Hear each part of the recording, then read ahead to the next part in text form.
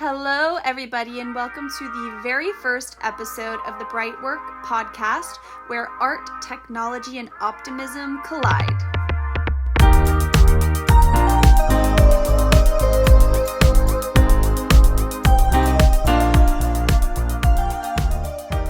My name is Dana Faziola, and I'm your host today. I am a documentarian and photographer who just loves the potential of art to bridge divides between us. And that's why I brought on Jack Arnoldi today. Jack is a French photographer, an engineer in the aerospace sector. He's a friend of mine. We met while I was living in Toulouse, France. And he just has such a beautiful perspective on how photography can connect us instead of divide us. So without further ado, here's the conversation. I'm so happy to share it with you. Let's begin.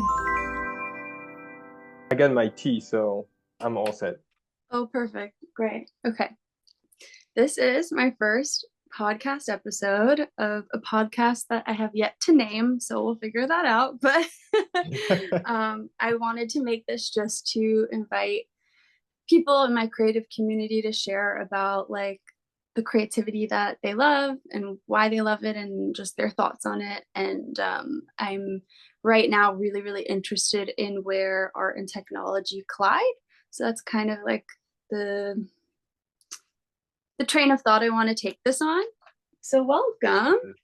Hello, I'm happy to be on your new podcast. Sorry. Yeah. It's gonna be exciting. Yeah. It definitely. And I'm honored to be the first one.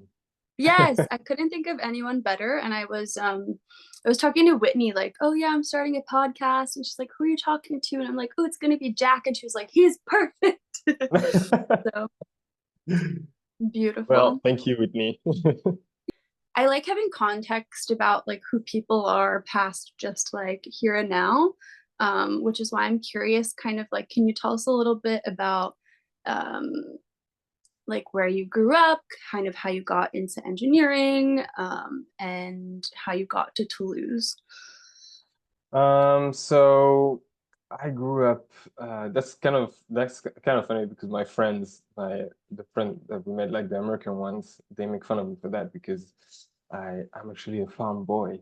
I grew up on a farm. My father is a farmer, and so I was one of the two black families in the countryside where I grew up, and it was just being in the nature.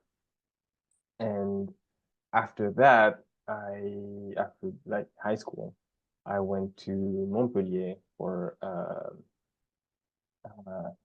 a 2 years university degree in electronics and programming, just broad, like technical stuff.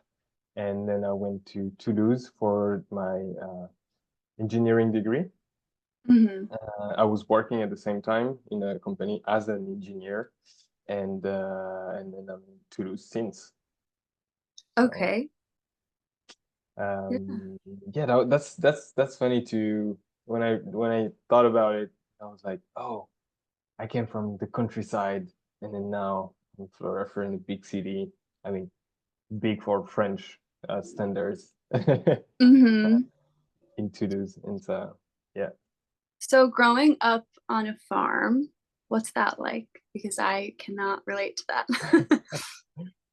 Well, it's a lot of working as a kid as a farmer, because when you grow up as a farmer, as a father, you just drive tractors Mm-hmm. on the weekends on your vacation, and it's fun for the most part. It's work for the other part, but it still gives me I think it protected me from the how the city shapes you, because I'm still a nature lover. I have a lot of plants in my house. And I think it also gives me more perspective on what's important in life, and just knowing that I won't be in the city forever. And I know, like, for example, if I want to have a dog, I know I can't have a dog in a city or I have kids in the city because I grew up in the countryside and I just I I know dogs and kids who are kind of acting the same way when they're little. Need the nature. Yeah, I think about that a lot. I grew up in the suburbs, but like my dad was huge into like camping and hiking and all of that. So he would take us on a lot of vacations that were like to rural Maine and like camping on like a little island in the middle of a reservoir upstate. And we had a property in the Catskills where we would go on weekends. And I'm always really, really grateful for that time that I had to be like with nature as a kid, because now that I'm older and I moved to New York City and I'm like taking in just this concrete jungle, as they call it, like I'm always thinking, wow, like if I had grown up in this, I don't think that I would feel so like connected to my life, because I wouldn't have had the perspective of just like swimming in the stream growing up and like picking blueberries off bushes, and like it just really, really is a nice thing to have as a kid. Yeah, for sure. Like I just in the nature you just feel calmer and you grow up grounded and Mm. that's important, I think. Said that you were traveling the beginning of this month. Where were you? I was traveling in the beginning of this month. Wait, did I? Oh no, sorry. Yes, I was on vacation with my girlfriend. We were just at some friend's house in next to Marseille, so taking the Oh, sun, the sea. It was great. It was refreshing, and I took the opportunity to catch up on all the late photography work that I have from like 6 months. oh my gosh. So you're are you doing freelance photo work? Not yet. No. Uh, I have the chance of being an engineer on as for my actual work, and so I don't have to worry about money with this kind of work, and Mm-hmm. so I'm not yet a freelance photographer because it's hard in Toulouse. It's not a big city. There's not a lot of jobs, and so no, now just like normal work on the side, the thing that I like to do and stuff. And also I like sometimes I help some media in Toulouse, like I think they're called Pastel Toulouse, and so they just do go to some events, to cultural events, and just film and do reels like journalism. And so sometimes I help filming for them. Sorry, and that's what I did on Tuesday. By the way, we went to a big concert organized by uh, Pernod, which is a brand of pastis, which is very famous in, which is a very famous alcoholic drink. So do not drink alcohol, but they do Oh cool God. parties. Is pastisses that really like licoricey one? Yes, that Yeah. you put water on it in it and some ice, and then you get a pastis. Oh yeah, I remember being in Toulouse and I was like super broke at that time, and me and my friend Louise would order those and like just get And drunk enough off of them. that is €2. Yeah, yeah, it's pretty cheap. Um, And that's it's pretty good. awesome. That's awesome. I think that's like so fine.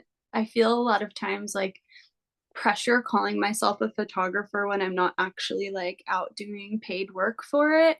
And then I have to like reel myself back in and remember like taking photos for myself and like getting involved in projects that I care about, whether they're paid or not. Like that's valid. Like I'm a photographer. Like I have the talent and the skill and the the want and desire in my heart. So it all counts. Yes. Uh, it's funny because I had a hard time like calling myself a photographer too. I think every photographer or videographer had a hard time at some point. Still do sometimes, but I think winning the photography prize that you mentioned really helped me to just grow and be like, I'm a photographer now. Mm-hmm. And I think the first time I realized that is the first time someone said to me, I love your work and not I love your photos and stuff. But when they mentioned the word work and not just photos or it Mm. was like acknowledging that I put work in it and that I had like, this skills to make it work. And so that was the first time I think I really thought to myself, oh, I'm doing work. And then when I won the prize, I was like, oh, now I'm a photographer, like actually. Yeah. I so get that. And congratulations, by the way. Thank Um, you. I feel the same way. Like I literally have a degree in like video and photo production, and it took me like 2 years post grad to even feel comfortable calling myself a photographer. I think there's just a lot of I don't know, there's a lot of like limiting beliefs that keep you from feeling like you can step into that role and confidently call yourself that I had to like really work through. But now that I call myself that, like I feel a lot more confident with it and a lot more like proud. um, can you tell us a little bit more about like what the Prix Nougaro is? The, I'm sorry.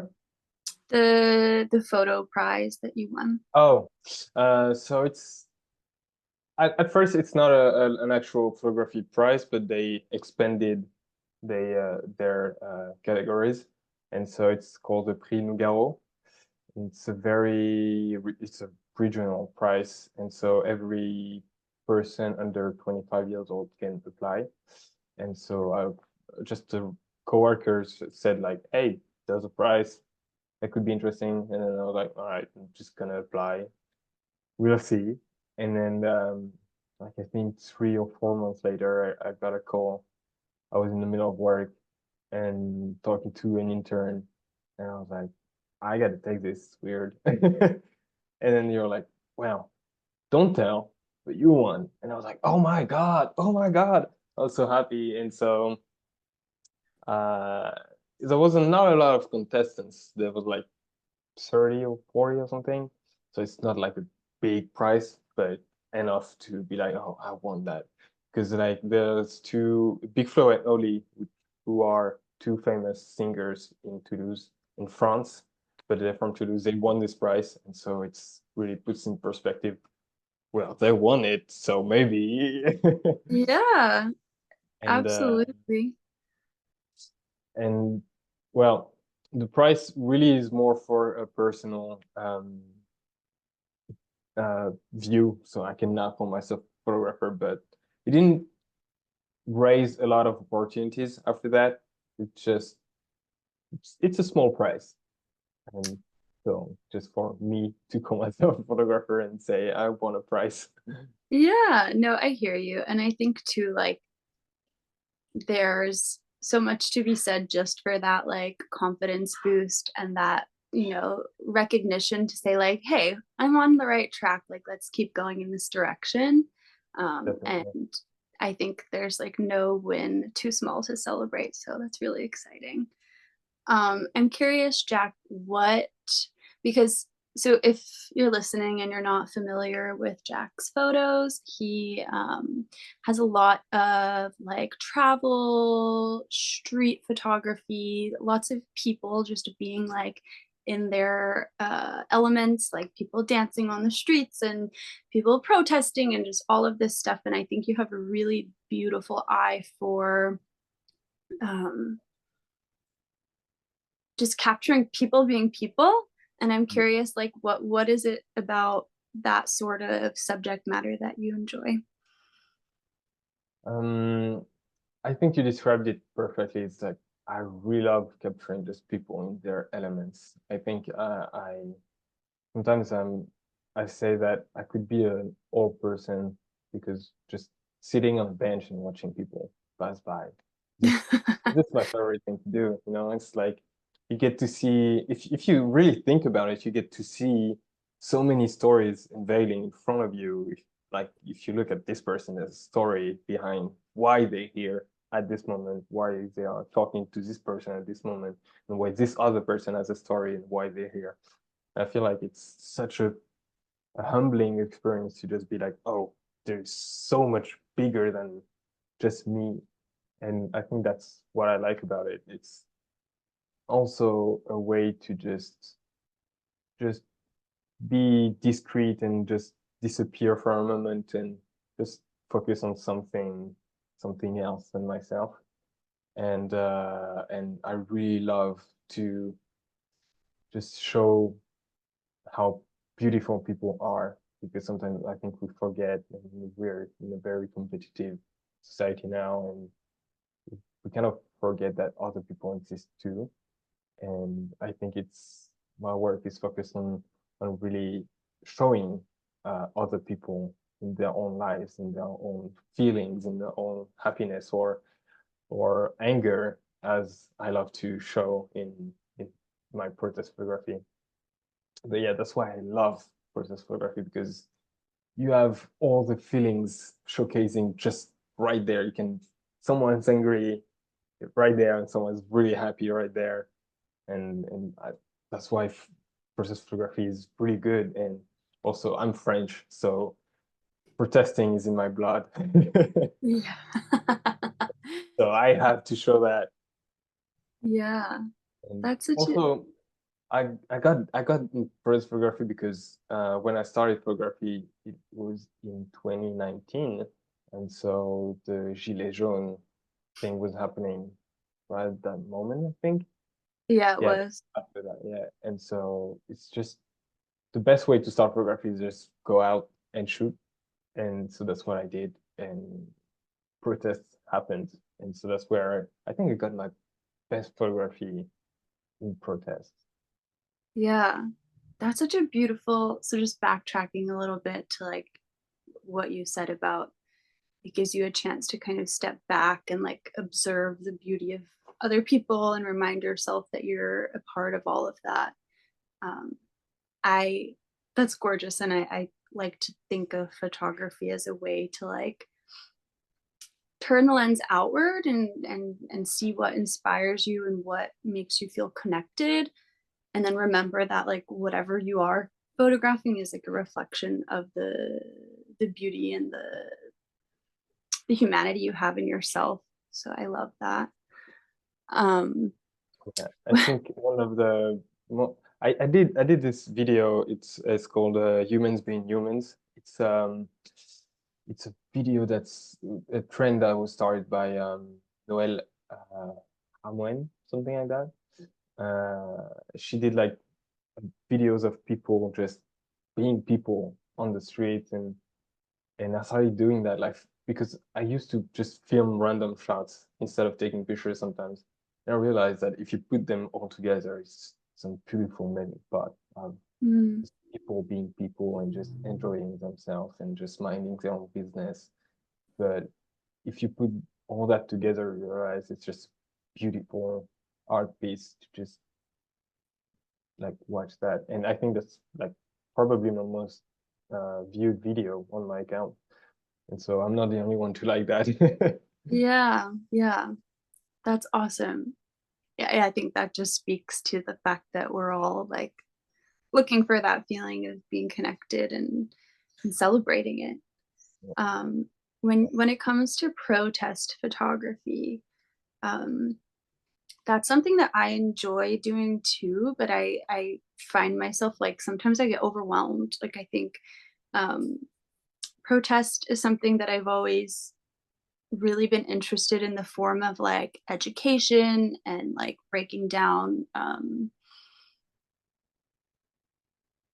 like ideological barriers, like helping people come together and see like both sides, but like physically going out and protesting, sometimes I feel there is so much energy. There's people who are angry, people who are like there in support and allyship and like just using their full voices, and it's beautiful. But sometimes I feel like I need to get used to like being in that environment, and I feel like you do it so well, and you're able to capture these really like intense moments. I know like one of my favorite photos that you have is there's a man standing and there's like a burning tire in the road. Yes. Do you know the one I'm referencing? Yeah. Can you tell me the story behind that? So this photo, I love this protest, especially because it was very intense. Because so it was a protest about protesting about against the government changing the retirement rules and pushing the retirement age to 84 and or 80, uh, 86, sorry. And people were really angry. And it was the funny thing is, I went to this protest. I think yeah, I was not working. I actually did the full experience of not going to work. And the fun fact is that I came across my boss in the protest. Oh I my was like, gosh. "Oh, you're here too?" And I'm like, "Yeah." And then we sent a message on the work group chat, and like, "Yeah, we're both in the protest." And so it was at first, so there was a lot of people, like really a lot of people, a lot of kids, a lot of families, because it affected pretty much anybody, even left and right wings. So that was a lot of people. And then for some reason, out of the blue, the police started to just send tear gas and just make the protest a bad thing. Yeah. And I've done a fair share of protests, and I've never seen that before. My boss was in the tear gas, and usually when that happens, I can like really tell when it's gonna happen now. And on this one, I was like, "What the hell is going on?" And Mm. so people started getting really angry, and the people who the black blocs, the people who are usually the violent ones in protest, they were not really angry at the time, and nothing was happening. And then when the police came and just disrupted the protest, then it started. They really like, "Oh, so you're going to start this on a peaceful protest? All right, then we're gonna be as violent as you." And so it started burning in the street. And so there was this man. Uh, I was just running around, and when it goes south, I just start running around to get photos. And it was burning. There was a car burning, I think.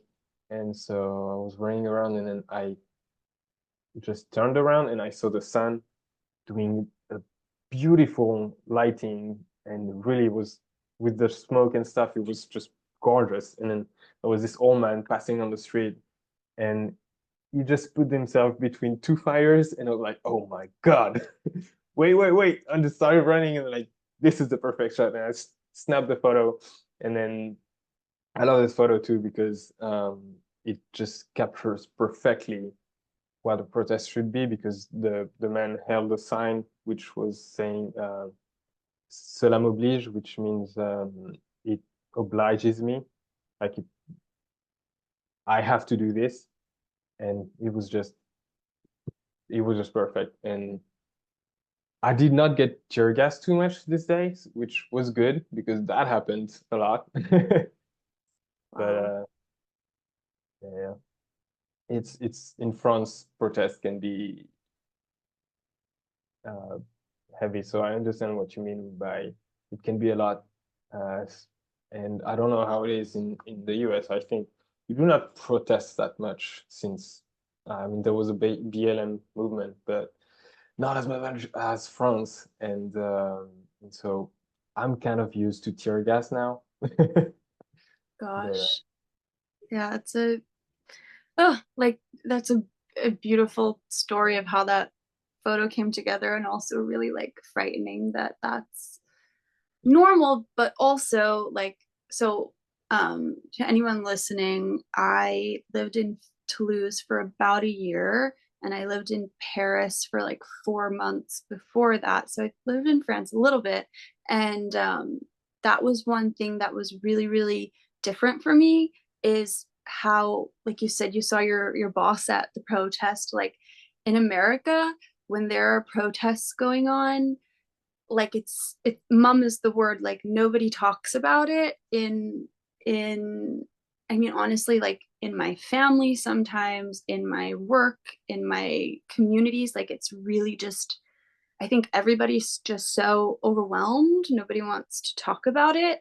And I remember when I was working in Toulouse, I was working in a school, and during that time, there were the big protests or strikes. Or I think it was around the trains. And I worked like 40 minutes outside of the city, and all of the train workers went on strike, so you couldn't take a train anywhere, and I had to take like buses out into the middle of nowhere. And all of the teachers that I worked with were like in the teachers lounge, just talking about like, oh, you shouldn't come into work next week, like we're all striking, like don't commit, like all of this stuff. And for me, that was just, I was so not used to that, because when I come to work in the US, like there can be strikes. So recently, like over the past year, we've had strikes. I mean, a ton of strikes about what's going on between Israel and Palestine. Right now, the strikes are quite intense. There's like student strikes all across the country. And nobody talks about it. Like on social media, we're talking about it a little bit, but like face-to-face conversations, it's not happening, at least in my sphere. And I remember I was working in like a corporate office in Manhattan when there were all of the actor strikes and writer strikes, and there was one literally happening like on the block below us, like you could see it out the windows, and there was just no acknowledgement, like nobody. It's just, I don't know, like, and it's very frustrating, because I think like protest it's a right that we have to take a government that we don't see as fair and protest it. And Yeah. when you can't talk about it, what can you do? Yeah, that's something I think I've heard that in many like reels of people coming in France, and like this kind of like dichotomy of, in France we talk about politics. That's a main thing. And if you can't talk about politics, well, there's a lot of conversation and dinners and lunches that you cannot enjoy because you can't talk about it. Like I think at work we talk every time about politics at some points, or whether it's like about ecology, whether it's to say Macron, that we don't like Macron, to not pronounce any insults. It's a very important control thing in France, to just uh, be against the government and what they do wrong, and also just debating. I think it's a main thing that's different from the US. We love to debate, and we love to just, even if it's strongly, like, I remember we had someone at work who's on the extreme right wing of political thing. So usually you don't really talk with people who can have borderline racist ideas or borderline anti-feminist ideas, but everyone was debating with him at work, and instead of just being pretending he does not exist and doesn't have these opinions. And so I think it's really important to have those talks and to just acknowledge that there's something wrong, you know? And I feel like just what you say, it's, if you don't acknowledge those things, well, how can they change? How can they move? And I think when we, as French, when we look at the US, for example, we are really like, just wake up. What are you doing? Like when we see people getting fired because they just started unionizing, we're like, what? Just, this is a normal thing to be unionized. Like, how are you fired because of it, you know? Mm-hmm. Obviously in France you're not very liked by your bosses if you're in a union, but that's, you have to, it's on the law, you have to have a union. uh and so that's very fun to see the differences between the US and France, and I guess Europe. on Hmm. that topic. And but yeah, especially but it can be sometimes hard and tiring because, for example, when we talk about racism or feminism, you sometimes can't like leave the conversation. It's everywhere.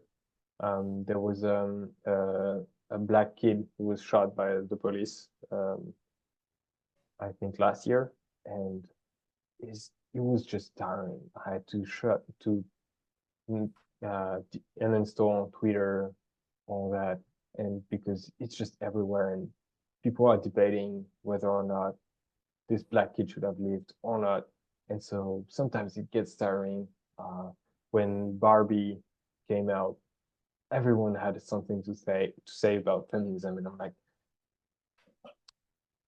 this movie is not about feminism per se, so what is this? Why is it going on? What are you talking about? And so you just can't sometimes just like, all right, stop, and because it's right there, everyone's talking about it. So there's a double side effect on that. That's for sure. Mm. Mm. And how do you balance that, like it being kind of an obligation as someone who cares to show up and do this work, and also to protect your peace and protect like your ability to just move through the day and stay grounded? It's really hard. I know I disagree with some of my friends about this, some of my the people that I know, because I'm like this idea of educating people. A lot of people are just saying, I'm not supposed to be educating you, just Google it and things like that. And I agree to a certain extent because if you do that, you just stops people from talking about the issues, and there's nothing like talking about it. If you don't start talking about it, you're not going to search for it. If you don't have someone hungry uh, at this subject in front of you, then you're just not going to care. And so it's hard to balance it when, for example, it's people are just debating whether or not black people should live on, like whether or not their lives matter, and because that's what happened last year in France. It's hard, but on the opposite way, you I am assertive enough to be like, all right, what you're saying is wrong on so many levels. I know more about it than you do, and you're just talking to talk, but you don't know anything about it, and you just want to be not racist, but protecting racism. I think this thing is very. I think we need to understand that. I think there's not a lot of racism, but there's a lot of people protecting racism, and there's not a lot of sexism. I mean, there's a lot of sexism, but there's a lot more people protecting sexism. I think this is uh, something I will always fight and be like pointing out. Well, you're part of the problem. I'm part of the problem. If I do this, if I do that, if you do this, if you do that, and but at some point I'm like that happened to me with my boss sometimes. He was asking stuff and I was like, well, I'm tired. I don't want to talk about it. I can give you Mm. the resources that you need, but that's it. If you want to actually know it, we were talking about blackface, and I was like, just Google it on this time because at this point you just need more information. And you're just talking to talk, and you just need to educate a little bit more before you come talk to me, and we can discuss more. But it's really hard to navigate, like Mm. balancing, just saying protecting my well-being and stuff, but sometimes it overwhelms me, and I have friends that are very hard feminists, and I'm like, how do you do it? It's just you keep reading on stuff, like reading books and being on Instagram, having people talk about hard things about feminism and sexism and all that, and I'm like, I don't know how you do it. because at some point I had to stop myself from reading about racism and stuff because it gets overwhelming, and it's just you see people arguing about whether or not your life matters. And so I think there's balancing what you consume more than what you talk about, because when you talk about, you're just interacting with people, but when you're just consuming stuff on your own, I think it gets harder to just, it's like work-life balance. You can have a work-life balance if you leave work at work, and you leave your life with your life. And if you have those talks at work, and if you see stuff when you're in your own life, scrolling on Instagram, and you see all this, it's hard to just, okay, I'm just gonna pause on the activism. Yeah, Thank you. that's a lot of. I talked a lot about that. No, it's important. It's so important, and thank you for sharing that. I I was listening to a really good podcast the other night, and it was Laverne Cox speaking about, privilege and what it means, and she phrased it so beautifully. She was saying, like,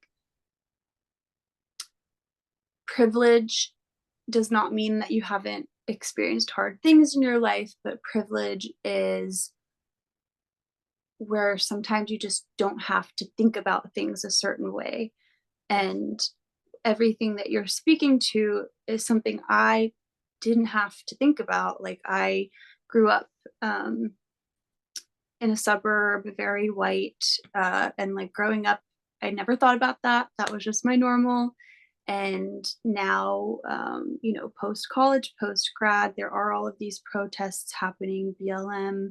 There are all of these really just terrible, like, straight up murders happening by the police to people of color for things that, if it was me in my skin tone, like, that would never happen. And I had to kind of educate myself, because in my school system, I didn't learn much.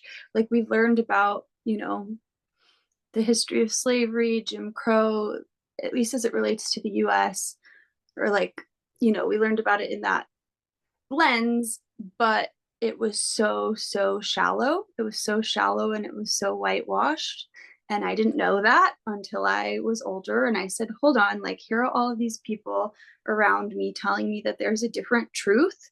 And let me hear what they have to say, and let me, like, kind of open my mind to the fact that what I learned is not the absolute truth. And in fact, it's kind of like a whitewashed erasure of history truth. And in that interview with Laverne Cox, she also said something that I thought was really, like, helpful, is that when you're speaking to people from different perspectives, like you said, you have a coworker who's far right and sees things differently, and you debate, like, and also what you said about, it's not that people are necessarily, like, actively racist, but they're actively protecting, like, racism as an institution. Sometimes if we can come to these conversations without, like, pointing the finger at the other person, saying, like, you as a person are wrong, like, you can say, you are, in your actions and words and behaviors, upholding, like, upholding behaviors that are consistent with the history of racism and misogyny and all of this, and, like, giving people an opportunity to think about, like, well, maybe it's not me who is, how do I phrase this?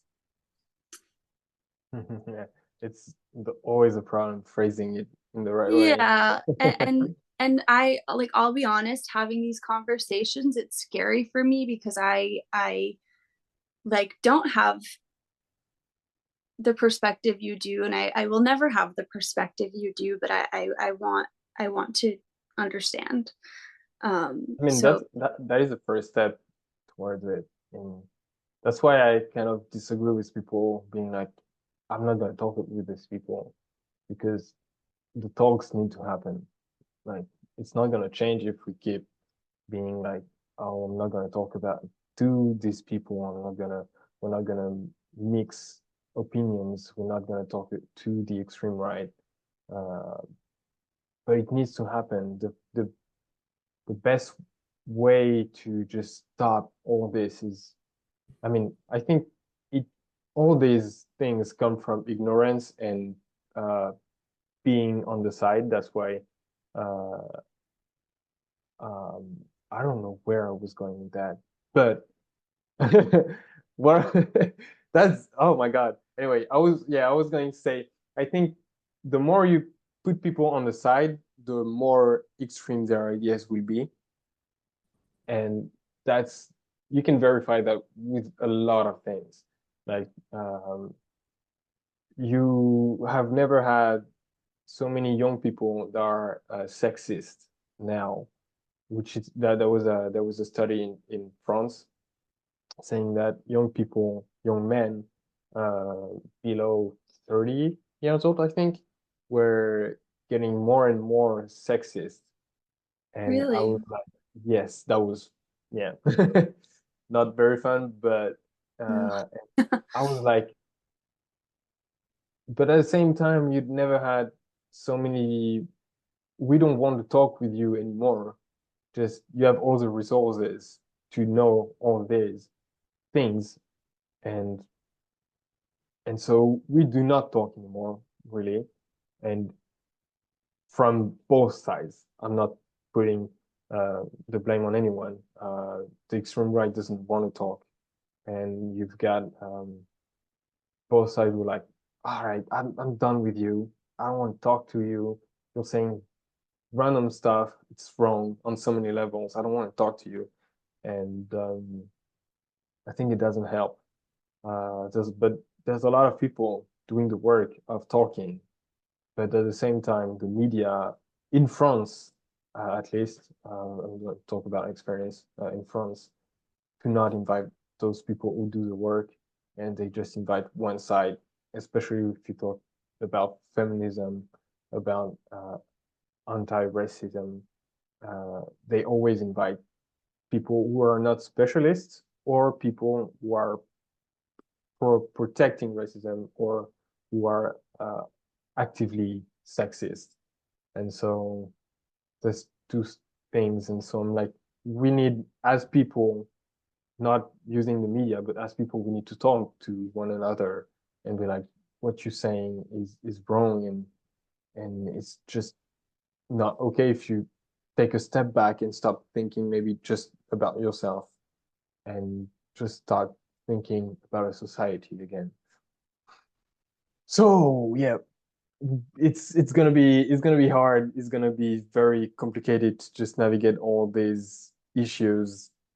I think, especially with the polarization that we see on the media, on social medias and stuff, because what makes money is extreme ideas, and that is very very complicated to navigate. But I think we can do it. I still kind of believe. Um, Sometimes I just stop believing, but I know we can do better, and I trust humanity. That's why I do what I do. yeah, I love that. Yeah, I try as much as I can to stay in a state of optimism, to stay in that state of trusting humanity to find a way to meet in the middle and have these conversations and come to a common understanding that we just all want the same things. We just all want to feel welcome and accepted and feel like we have stable homes and food and income to just live off of.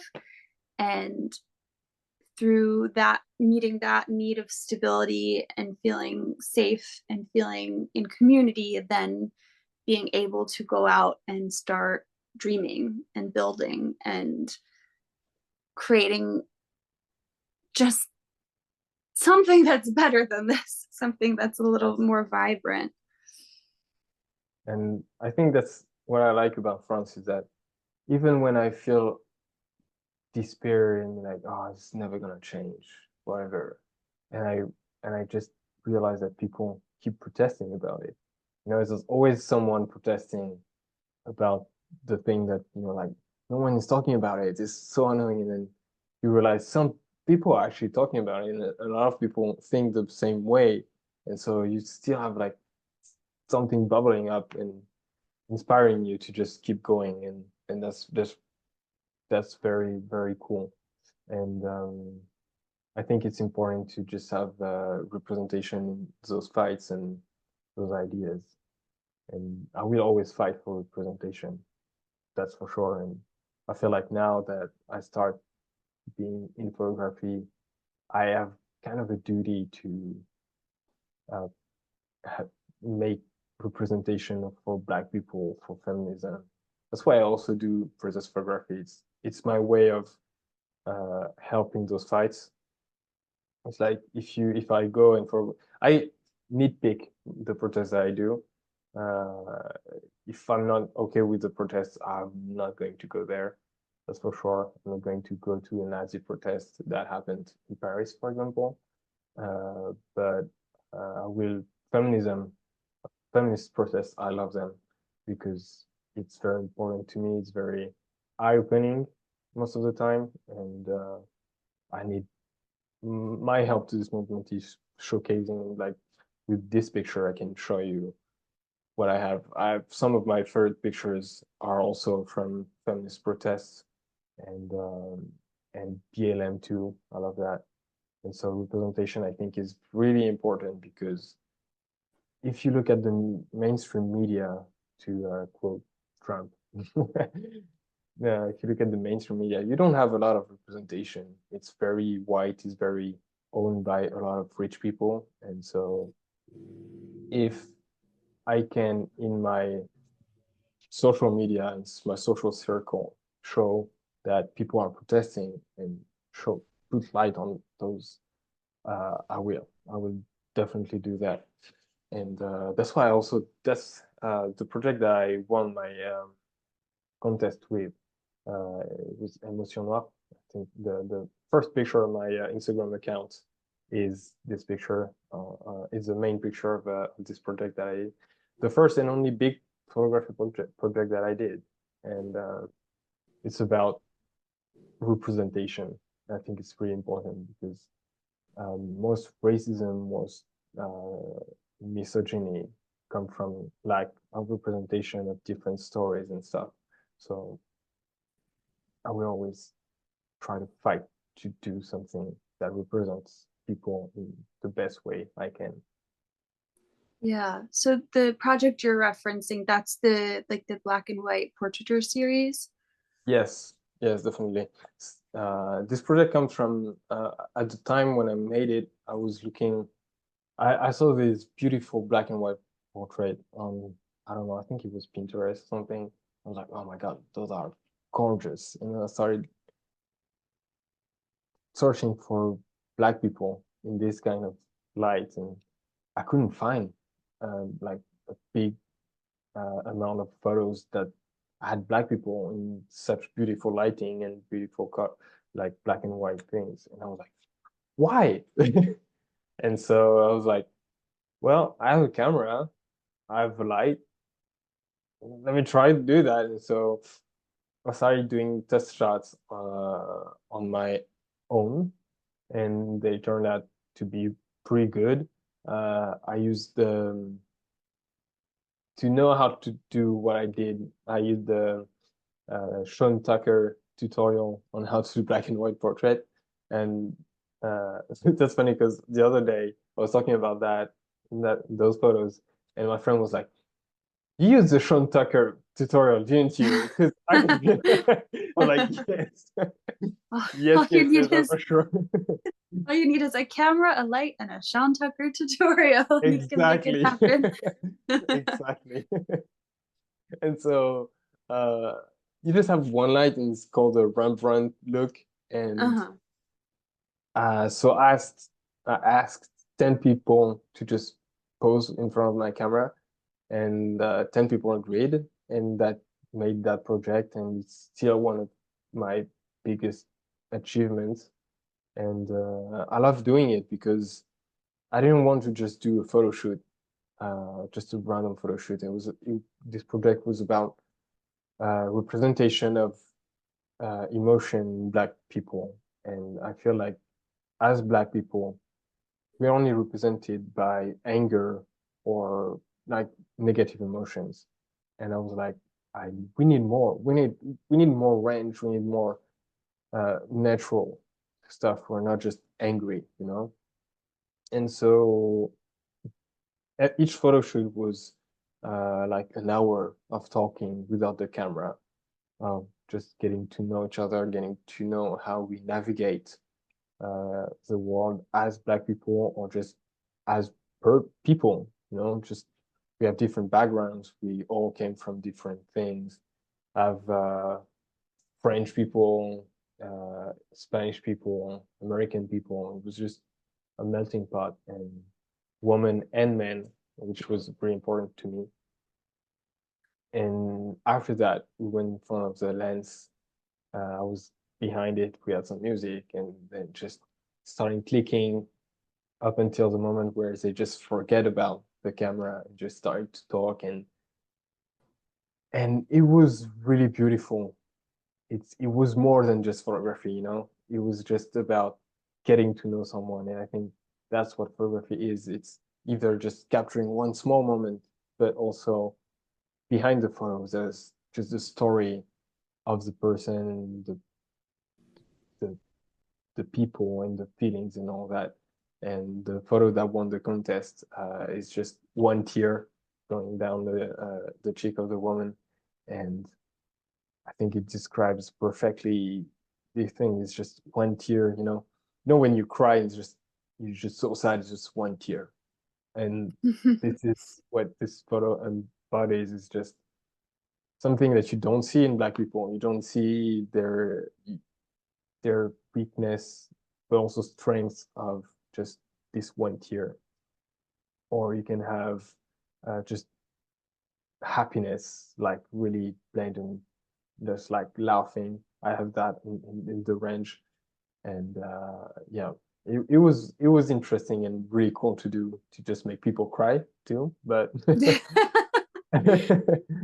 but making them laugh just after, it was really interesting. And I, if any photographer listen to this, I suggest that you do such kind of project, that you get to know someone and just don't do just a photo shoot with a model that just knows what they're doing. Just grab a friend and talk, and that Mhm. will get you your best pictures. That's for sure.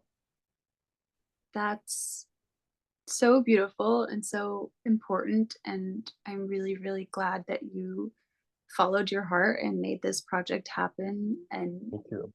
represented Black people in a way you felt they hadn't been before, and in a way that was authentic to who, you know, the subjects that you photographed are. Um, and I love what you mentioned about speaking to people before you turn the lens on, turn the camera on. I feel like we're in this weird moment in like time and technology where everyone has a camera, everyone's snapping photos for Instagram and to share. And like I find that sort of mentality sometimes bleeding into like the photos I take, because I'm like, oh, I'll just snap it, move to the next thing, snap it, move to the next thing. And you really lose like the depth of the moment and the depth of interacting with whoever you're photographing and really like meeting them eye to eye as another human being. Um, I think that's so needed right now. Yeah, that's for sure.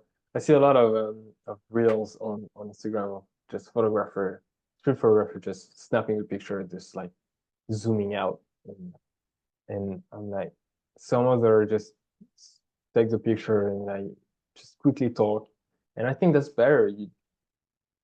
It's about connection in some shape or form. It's about connecting to people, and it's when you just post the picture without knowing anything of, without being able to give any context, I think it's a bit sad, and you just need to just have a story behind it, picture. And I'm guilty as charged of just snapping a picture and just leave. But yeah, I think if if I don't enjoy the moment and being connected to the moment, I know I'm not gonna make a good picture. It's just gonna be another random picture for Instagram, or just from my hard drive, which have a lot of unposted pictures. Yeah. Yeah. Right. Yeah. And there's really nothing wrong with that, but I think when it's the only way you approach it, it just gets a little shallow. Um, and I wanted to ask you too, if through photography is kind of how you connect to other people and feel um, you're able to use it as a tool of like duty and standing up for what you believe in. I wanted to talk to you a little bit too about like dance in your life.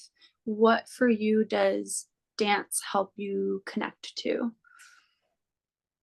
Um, so I started dancing when I was in high school, I think. I think my brother started dancing a little bit, and I was like, um, I was like, I need to just.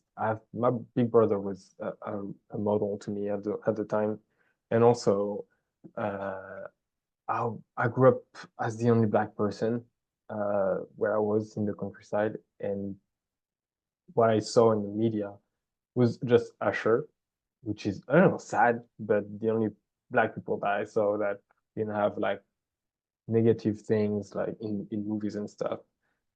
There was Usher, and Usher was a big dancer, and so I started following his steps and like trying to reproduce everything. And so I dance helped me a lot of growing up and getting to know myself and trying to fit in something, you know.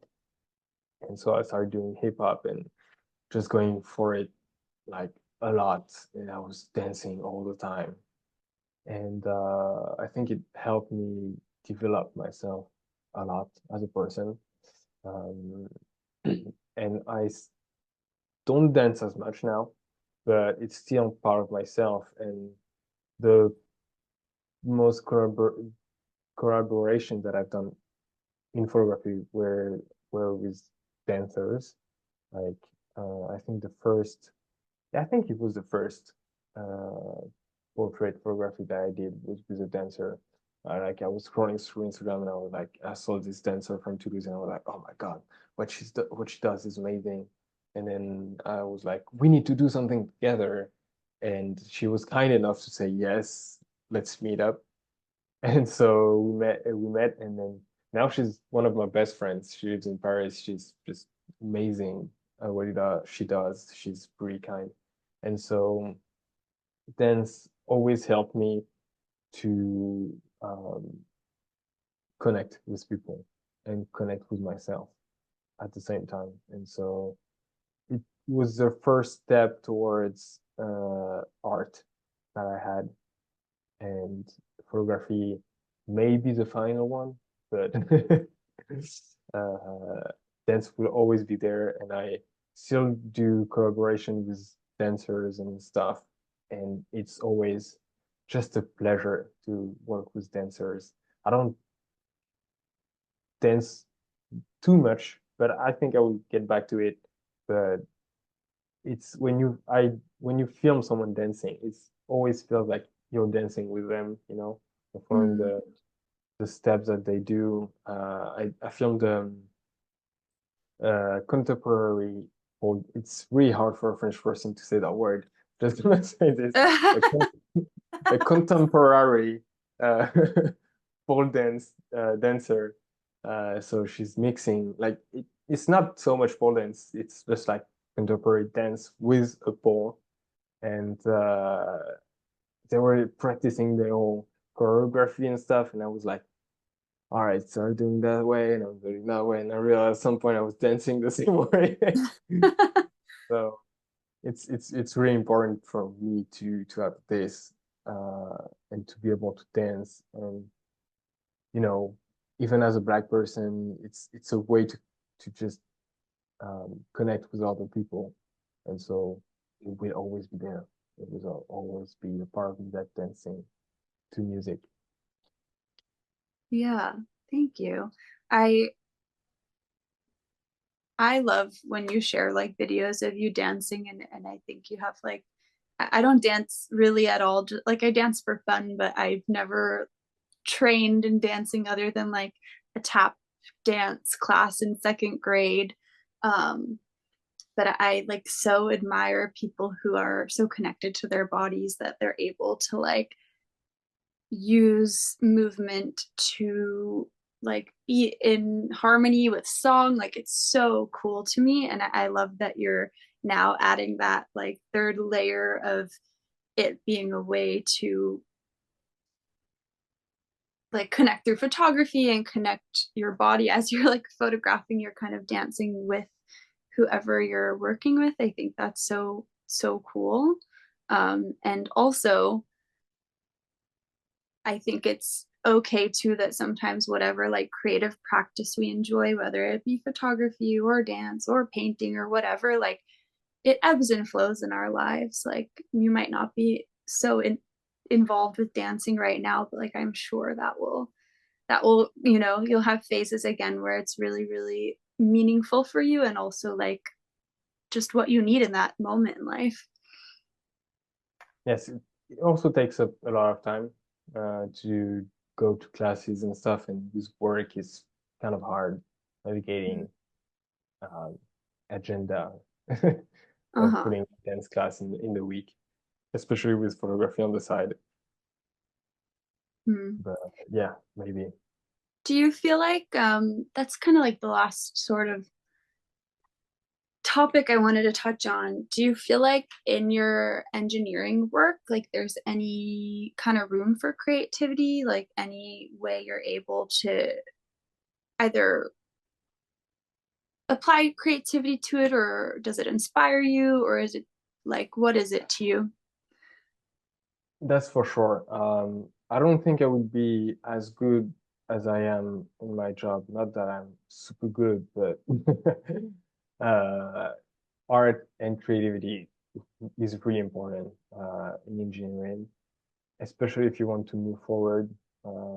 If you want to do an app, you have to be creative in the user experience, in the logos, in how you interact with things, in how you solve problems.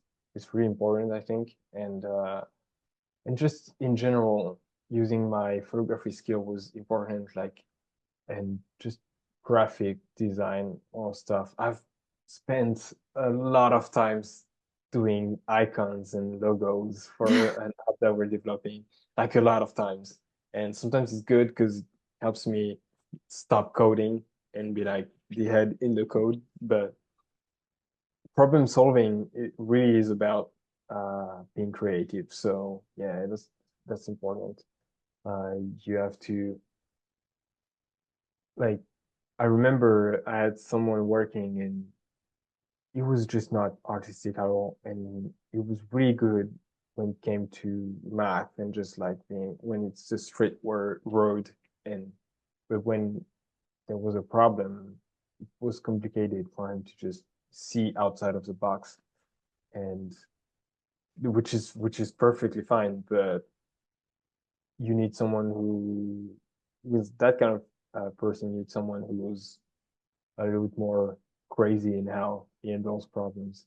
And so that's also what I have in my company. Like we have a lot of straightforward people who just go, and also really crazy people, and all that together just makes a product. And but if you just have one and not the other, it just doesn't work. And I think it really is important to be creative in technical jobs. Hmm. That's Yeah, I feel like that's where sometimes I struggle to like define creativity, because for me, like yes, it's art and it's dance and it's photography, but like at its core, it's kind of just being able to connect the dots in ways that other people aren't connecting the dots.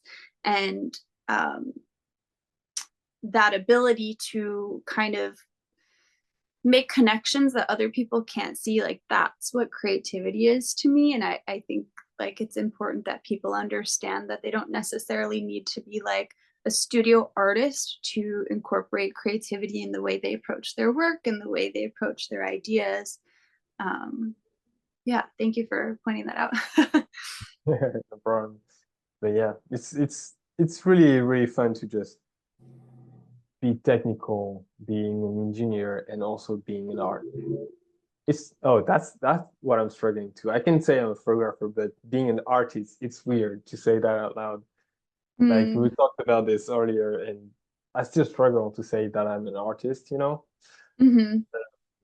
Yeah, I'm gonna say it now. Yeah, try it on for It's size. that's why Yeah. it's really interesting to be an engineer and artist because you get to just do some weird stuff with engineering, and that's really cool. And also I can make cool and beautiful UIs, even if the software that I use doesn't allow me necessarily. And I've talked Mm. to a lot of suppliers for some machines, and they were like, "What you're trying to achieve is not what we made the software for." And I'm like, "I don't care. I just want a good UI, and I'm gonna make it whether you like it or not." Oh And my God. so and so people Yeah. are like, "We use normally we use that to make like basic UIs that we've used for decades. People are not interested in making something beautiful." And I'm like, I am interested. Well, that's so important too because like I don't know, any app that I've picked up that's just like ugly and kind of frustrating to use, like it just diminishes its value to me and I'm going to be less inclined to like actually work with it. And Yeah, I think there's a lot to be said for like the value of things just being beautiful too. I think there's a yes, lot of value in that. And it's easy to forget. that's true. Because I've used in engineering, you kind of use a lot of really terrible UIs. Like they're maybe useful and they do what they do very well, but it's just ugly. And Mm. so whenever you open it, you're just like, ah, here we go again. But yeah, and it's not like it's a bit of work to just make something beautiful. And sometimes I don't, it's hard to just justify it to your Mm. manager. They're like, it's we're a startup, let's make things beautiful, you know? But it's also it gives you a brand image, you know? And be like, Yeah. we are not doing old stuff. We're new, we're trying to make new stuff, and making beautiful UIs is important to that extent and for communication purposes. So that's for sure. Art is important in every way. Hmm. Well, I support that. I support your mission to make all these apps and automations a little more beautiful. Um, Jack, I'm Yes, gonna start wrapping up because I want to respect your time, and this has been such a beautiful conversation. it Um, was. I just curious, like what's next for you? What's kind of on your radar for the next few months? Like, what are you looking forward to? So I don't have much going on, like as big projects and stuff, but uh, this month I have a lot of things to do. I was doing concept photography on Tuesday and helping journalists do their work for as a videographer. Next week, I'm one of the official photographer in a festival, so it's going to be a lot of work. Uh, Exciting. Congrats. yes, it's very exciting. Um, but I don't have like big projects. I'm waiting. I think I just started now. Quit my job. I'm gonna quit my job at the end of the year. Uh, Whoa. it's signed. My coworkers do not know yet, but Oh my God. my, If my you're boss knows listening, it's signed. if you're Jack's coworker and you're listening, you did not hear. Yeah. And but at the end of the year, I'm quitting my job, and I don't know if I'm gonna pick up another job right after it or just do some whatever stuff. And um, so I'm waiting for next year to just chill and just get better at what I do now. Like I bought a new camera in December, and so I'm trying to get around what I can do with it and Mhm. try to maybe change what system I have. And so this year is going to be about slow growth, but just to prepare my next phase, I guess. Yeah, slow growth is the way to do it. That's exciting. And I wish you luck with that transition. I know it can be like very startling to go from that to, you know, total freedom of like, how am I going to spend my time? But That you is will, true. I am sure you will figure it out and you will flourish. I hope so. Um, okay, so where can anyone who's listening keep up with you, see your work, and just stay in touch? So I mainly post on Instagram. On my name on Instagram is Jack Arnd at the end. So I'm gonna try to pronounce it. It's just Jack Arnd, something like that. And I also have a website, which is just jackarnoldi.com. And but yeah, mainly post on Instagram. I don't want to go and put my work somewhere else because it's just a lot of work. Mhm. But maybe we'll start going on TikTok and YouTube. We'll know. But for now, it's just Instagram. Yeah, yeah, that's down the line. That's perfect. Awesome. So I'll share that info in the show notes, and so people who loved what you've had to say, which I'm sure they will, can continue to keep up with you and see what you're up to. Jack, thank you so much for being here. This was amazing, and I'm so grateful Thank you to for chat having me. with you. Yeah, of course. Is there anything else, any last comments you'd like to add in? I don't know. I think if you're a photographer and you're just starting out, just do it. It's worth every pain that you're gonna have down the line. It's worth every happy things, happy meetings. You're gonna meet a lot of people. It's just great. Do it. It's fun. It's amazing. And just be a photographer. Just do it. Don't care if you're good or bad at it. Just do it if you want to do it. That's my advice. I couldn't end it in a better way. Perfect. All right. Thank you, Jack. If you're enjoying this conversation as much as I am today and thinking, wow, I'd love to be a part of a creative community that prioritizes activism, advocacy, and hope above all else, then you can follow along and join us at Gratitude Creative House on Instagram. Again, that's Gratitude Creative House, and it's a community I've built around artists who are just doing the best they can with what they have, and in doing so, building a world that's so much brighter than it might feel right now. And of course, you can like and subscribe to this podcast where we'll continue to talk about all things creativity, and I'll continue to share my creative network with you so that we can all feel a little more hopeful and a little more ready to make some real waves and make some real change. Thank you so much for being here. Until next time. Mwah!